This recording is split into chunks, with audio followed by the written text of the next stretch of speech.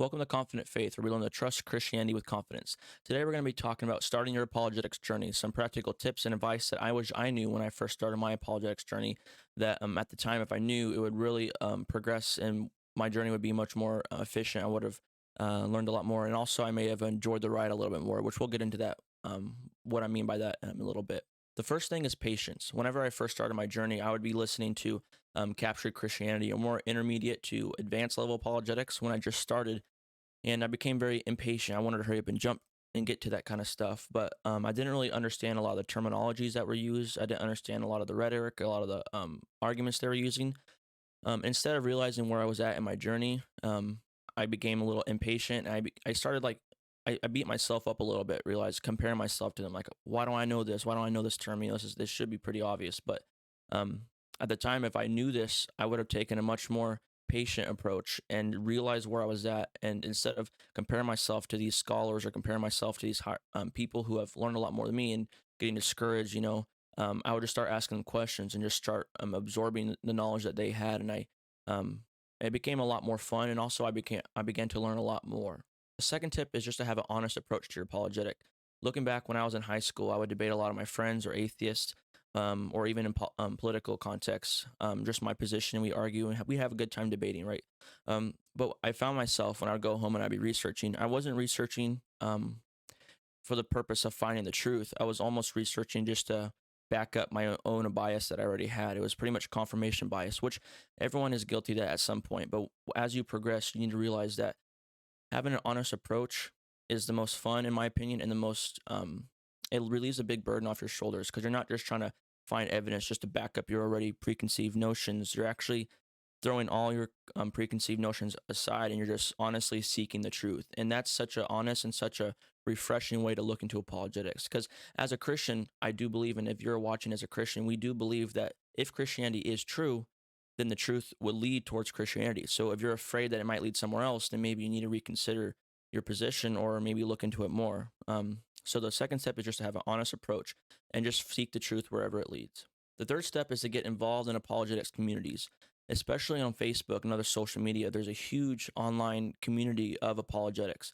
There's many discussion groups. Some of the discussion groups are tacked on to like certain channels, like Capturing Christianity discussion group is a really popular one. Whenever I first got into apologetics, I joined these groups and I just began asking questions, and people can answer in real time, and they can. There's real people at different stages of the journey of their own apologetics journey. Comment, give you advice, give you tips, and it's just such a healthy community. And I've met multiple good friends. David Palma is one of them who I've had on my channel, and he really has helped me in my own specific journey. So just getting involved in the communities, you make a lot of good connections, you meet a lot of good people, and you get to, let's say you had a question on the moral argument, or you have a question on the Kalam, or you have a question on different epistemological views, post on the discussion group your question, and there's multitudes of people who will answer and give you good, helpful advice.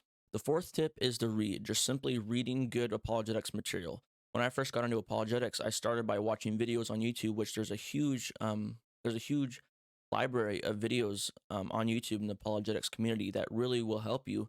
But I didn't actually start progressing exponentially until I just started reading. I didn't really have a habit of reading consistently. I would read here and there. I would get distracted easily, so I wouldn't buckle down and actually read books. But a good tip that might help you with reading, and that's your specific struggle, is just to start. Just have a basic goal. So for me, it started really simple. Just read at least 10 minutes a day. There's days I didn't feel like reading. There's days I did feel like reading, but to keep me consistent on the days I didn't want to read, I knew I just have to at least read for 10 minutes, just to stay consistent and go in the right direction. And that forced me, even when I didn't feel like reading, I would read. And oftentimes, once I got into it, I read way more than 10 minutes. I would read 15, 20, even 30 minutes, even more. And the days I did feel like reading, 10 minutes was no problem. So that's just a practical tip that personally helped me. But the basic principle key on this step is just to read. Reading has a lot more material than the videos will have. The videos, once you watch a lot of them, you realize it's kind of the same recycled material, and not because they're just taking other ideas, just because at the beginning level, there's only so much that can go around. The reading really, really does get deep into the issue, and they don't take anything for granted. Every sentence, almost in the book, they back up with good sound logic. So reading is just a huge tip that I would advise you. The fifth tip is to realize no matter how far you progress in your apologetics journey, no matter how advanced you get, you're always going to keep learning. There's always room to grow.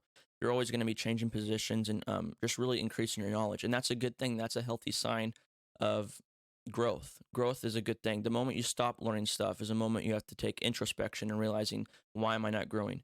No matter how far you get, there's always something to learn. So I would just advise you to keep learning. The final step is just honestly have fun on your journey. The last step was talking about how you're always going to keep learning. And if this journey is a lifelong journey, you're going to want to have fun or you're not really going to stick to it. So the best advice I would have and the final advice was just to have fun in your journey. There's always some more stuff to learn. There's always going to be those times where you're reading and you don't necessarily enjoy it. There's always going to be those times where you're maybe discussing with the atheist and he brings something up maybe you never considered, and it may, it's a little humbling. But the key is just to have fun and just think of it as an opportunity to learn more. As I continue to put out more content on the specific topic of just getting into apologetics, I'm going to be working on a series of just step by step videos that can really help you jumpstart you into your apologetics journey. But this first video really was just to talk you through just basic advice to keep in mind as you start your apologetics journey. And this all, of course, is to help you have a more confident faith.